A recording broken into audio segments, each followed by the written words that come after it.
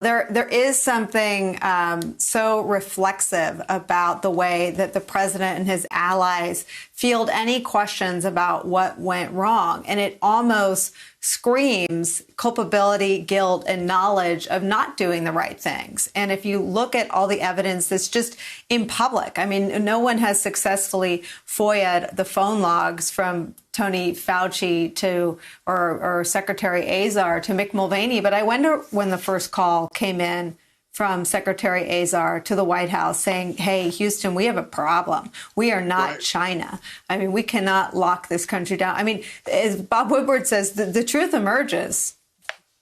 It absolutely does. And that's all information that I think is very important to understanding how we behaved in this crisis. Look, I teach at university level.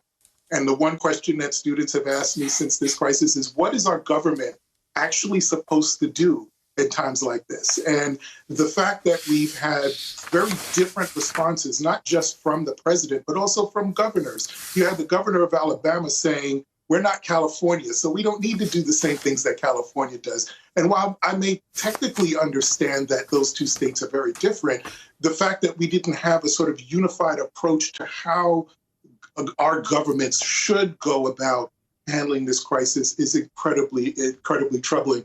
And I think there's another piece that gets a little underreported that I think is important to this. We have extraordinarily differentiated access to healthcare in this country. How is it that some folks got tested and other people did not get tested? When you look at communities of color, for example, the health and economic disparity that this virus has brought out, particularly with communities of color. You have African Americans that have a higher incidence of things like diabetes, healthcare, heart attack, heart problems, lung disease, asthma, which I've lived with all my life. Are we being disproportionately impacted by this virus relative to other populations?